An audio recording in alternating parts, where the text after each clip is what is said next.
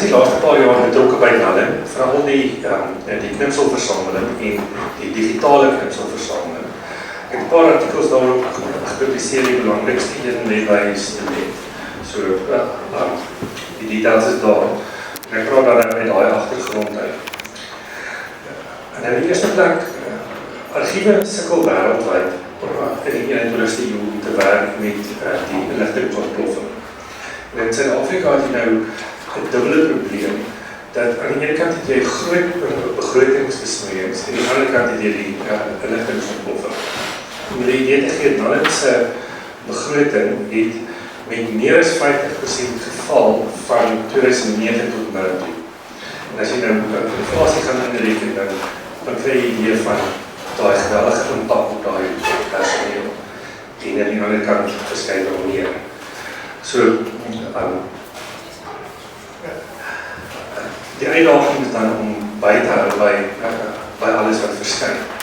En die tradisionele praktyk was om koerante deur te lees. As jy relevante berichte kry, klip jy hom uit, plak hom op papier, skryf die bibliografiese besonderhede neer, skryf die trekwoorde neer, tik die hele storie in op 'n databasis, sit hom in 'n boks en gaan pak hom op 'n rak. Dit het goed gewerk in die 70er jare, toe daar genoeg mense was om dit te doen. En toe daar nie inligtingontploffing was nie. Maar nou werk dit nie meer nie. So by die inligtingontploffing praat ons gewoonlik van sogenaamde groot data. Dit word omskryf in terme van 3 V's, volume, verskeidenheid en snelheid, velocity. Daar is ander V's ook, maar dit is nie belangrik nie. En ek gaan ook nie vandag praat oor snelheid nie, maar dit is nie 'n argiefprobleem nie. Nou wat die volume aanbetref, daar verskyn meer goed oor die Afrikaanse letterkunde as wat die geval was in die 70er of 80er jare. Ons het nuwe vaktydskrifte bygekry, soos Litnet, akademies. Ons het nuwe nuus- en gespreksplatforms bygekry, soos die reuse Litnet, Marula Media, Vers en Baba en bespil ander blok ook. En daar verskyn meer akademiese studies ook. Ek dink dit hou maar verband met die veranderende norme in die akademie van jou publikasies wat afhang, jou vordering wat afhang van jou publikasies en so. Maar daar is 'n groei. So die vraag is nou, hoe hanteer ons dit? Ek praat hier keer met 'n 20ste eeu 'n ouer argivaris. Ek gaan geen grappies maak vir en sy sê, maar ons moet net al die digitaal geskepte materiaal uitdruk en op papier sit, want papier is 'n beter medium as wat digitale dokumente is. Dit bly langer behou. En dit is 100% waar. Ek het self bekoop my boekrak wat ouer is as al 100 jaar. Ek doen nie eintlik moeite om dit te bewaar nie. So, sy nie in 'n glasboks met klimaatbeheer en alles nie. Oor die algemeen kan jy papier vir 100 jaar bewaar, met jou dak nie lek nie, en dit staan nie rond in jou huis rondhardloop nie. Dieselfde geld nie vir digitale dokumente nie. Ek dink, baie van ons het al die ervaring gehad van 'n dokument wat nie oopmaak nie, harddiskyf wat nie gelees kan word nie, wat gekorrupteer is. So, papier is die beter medium. Die probleem is net daai volumes. Want om 'n digitale versameling van 500.000 bladsye plus saam te stel, is nie uitsonderlik moeilik. En as jy nou jou kostes gaan inreken, jou papier, jou ink, en jou boks, en jou rak, en jou ruimte, en alles. Selfs as jy dis 'n rand 'n bladsy, dan staan R500.000 projek daar. So, hoe gaan jy na 'n eksterne fondsentiteit toe en vra vir 'n projek wat nie jou versameling gaan vergroot nie jou toeganklikheid gaan verbeter nie, en wat ook nog van jou kwesbaarheid gaan oplos as jou brandbestrydingsstelsel nie werk nie. So, dit is net eenvoudig nie haalbaar nie. So ek dink nie ons moet 20ste eeuse oplossings afforceer op elektroniese probleme nie. Ek dink ons moet maar 'n oplossing vind in elektroniese. En dit beteken, digitaal versamelde materiaal moet digitaal gewerk verlaat. Nou, as jy daai besluit geneem het, jy gaan kyk dan krities na jou formate waarin dokumente gestoor word en jou bergings mediums. Dan sien jy wat dit kan gedoen word. Jy wil nie 'n dokument op Microsoft Word se docx formaat stoor, maar PDF bestaan al vir langer 30 jaar.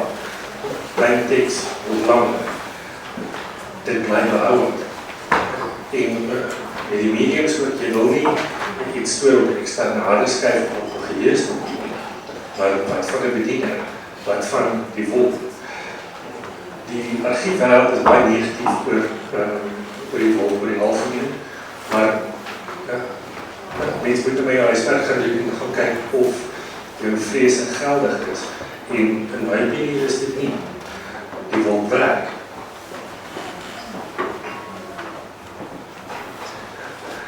Nou, as mens alles nou digitaal het, dan skep tegnologie vir ons soveel geleenthede om daai materiaal weer te gaan ontsluit. Met 'n eenvoudige reëlsgebaseerde stelsel wat ons benadering gebruik.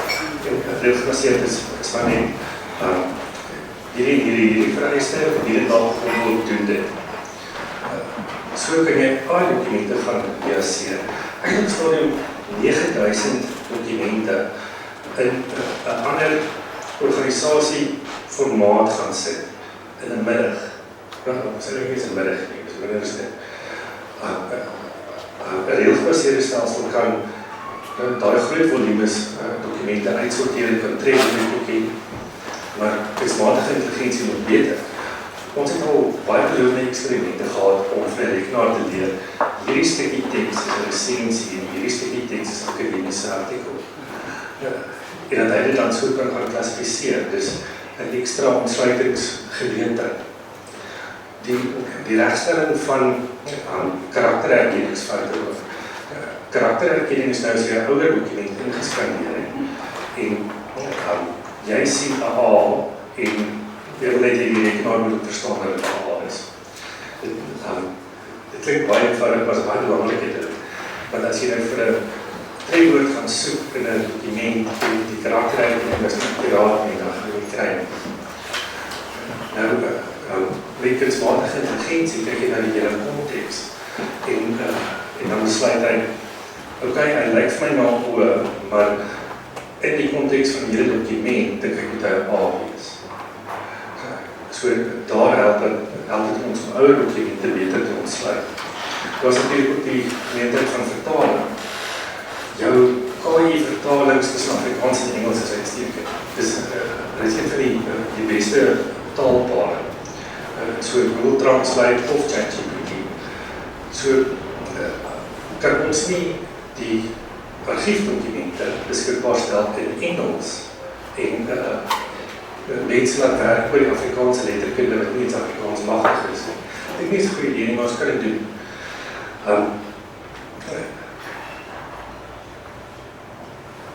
Excuse, ek baie klein gestryd.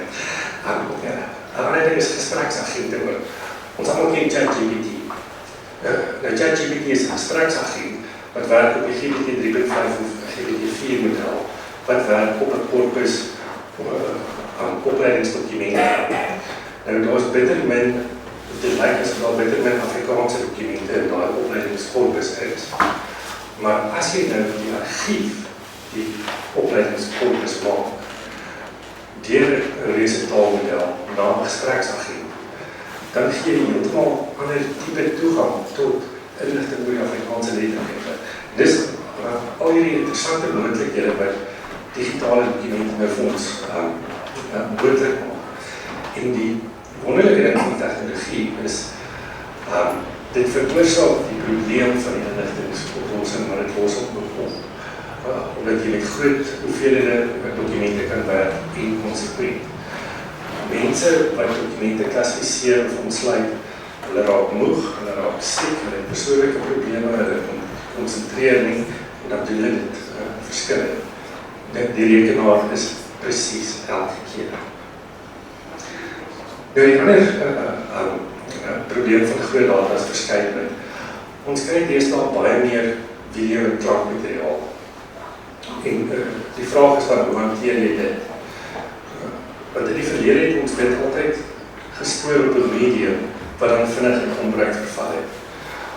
Soos videokassette wat as jy omdraai, dan kan jy dit nie lees. Ek sien DVD's van wat. So, dit sal meer sin maak om dit dan ook op 'n bediener of in die wolk te stoor in digitale formaat. Waar jy ook weer kan migreer na ander formate as MP4 en meer alles nie. En dan het jy sommer alles saam en dan het jy 'n multimedia argief met klank, met foto's, met teks, met video's en alles. En dan ook is daar soveel ontsluitingsmoontlikhede met kunsmatige intelligensie. Beelderkenning is al 'n volwasse tegnologie, dis op almal se fone in Google Photos, Apple Photos. En die vlak van ontsluiting daar is net soveel meer as wat 'n mens sou kon gedoen het. En dit skaal op na die miljoene foto's wat ons neem. 'n ander een is KI-transkribering. Dit maak dit vir ons moontlik om onderhoude wat opgeneem is in 'n klankformaat, jy kan gaan oordink, sodat jy kan gaan soek daarin. My eerste eksperimente daarmee met Afrikaans het nie goed gegaan nie, maar ek moet sê in verdediging van die kunsmatige intelligensie, ek wil gehad het, hy moet vir my battery 9 se lirieke transkribeer. So, dit is belaglik, ek kan dit self nie inmaak nie. So, maar ek sê dit 'n paar jaar, die tegnologie verbeter so vinnig, dat jy dit selfs in Afrikaans sal kan doen binnekort. Nou, daar is natuurlijk vele uitdagings. Nallen is 'n staatsinstelling en dit kom met baie mure. In die aard van die saak het jy 'n rekenaar nodig om te kan werk met digitale materiaal. Dit hoef nie die beste rekenaar te wees nie, maar dit kan ook nie 10-15 jaar oude rekenaar wees nie. En dit is wat jy het. Selfs met die internet. Jy het nie die heel vinnigste, heel beste internet nodig nie, maar jy kan nie werk met internet wat 'n spoed het wat vergelykbaar is met die dial-up modem van die jaar 2000. En dit is onontkoombaar goed. Die ander ding is administratiewe probleme. Die staat het dit net geblok vir Nallen. Want die staat reken, jy hoef nie as hardwerkende staatsamptenaar, want ons weet hulle is hardwerkend, jy hoef nie dit net te lees nie. Nou die probleem is opgelos, maar Nallen moet spesiaal vir toestemming vra om dit net oop te maak. So hierdie tipe goeders mors jou tyd. Die ander ding is personeel. Mense in die geesteswetenskappe, sover ek kan sien, word per die algemeen nie eintlik opgelei om met tegnologie te werk. So daar is maar 'n bietjie tekort aan kennis-vaardighede en hier en daar baie negatiewe houdings. Ek sal nie vergeet 'n kollega wat een keer vir die studente sê voor my, jy kan nie die internet gebruik om navorsing te doen nie, want alles op die internet is oppervlakkig. Ja, ons lag nou, maar dit is 'n senior kollega gewees. So, baie mense het maar nog negatiewe opvattings oor tegnologie. Ek is tegnofielies, so ek is miskien baie keer bietjie oor-optimisties daaroor, maar ek gaan liewer oor-optimisties wees en potensiaal raak sien. Dan is daar kopiereg aan. Kyk, ek verstaan die uitgewers en die skrywers en die mediahuise se kant van die saak 100%, maar uit die argiefoogpunt is dit seker die enkel mees irriterende ding. Want jy wil so graag baie materiaal vrylik beskikbaar stel. En gebruikers verstaan dit baie keer nie. Dan kyk hulle maar as dit stupid is, maar hoekom sit jy 'n skakel in dit mense navraag moet doen, hoekom laai dit nie net op nie. Nie dit wil nie gedagvaar word. So, kopiereg bly 'n probleem. Befondsing is ook altyd 'n uitdaging, omdat dit van buite af kom. So dis altyd gekoppel aan uitsette, daar's altyd 'n kans dat dit nie verleng word nie, en dit ondermyn die langtermyn volhoubaarheid van so 'n projek. En dan die laaste ding is verandering. Verandering is deel van die lewe, is deel van die wêreld, dit was nog altyd so. Maar in die inligtingsera word dit in jou keelgat afgedruk altyd. Iets wat werk vandag, werk môre nie. Iets wat vandag glad nie denkbaar is môre 'n geleentheid. So jy moet die hele tyd aanpas. En niemand hou van verandering nie, ek self ook nie. Maar mens moet daai aanpasbaarheid aanleer om te kan funksioneer in toerisme. En dit bring my dan by die laaste punt. Aanpassing is nie opsioneel nie. Die realiteit van die bewaring van ons literaire erfenis is as die argief nie aanpas by die toerisme nie, word hy irrelevant en dan word ons erfenis nie bewaar nie. Daar is nie ander opsies nie. Daar is nie befondsing om honderde mense aan te stel om dit op die ou manier te doen nie. So, 'n mens moet 'n opskrif maak. Dankie.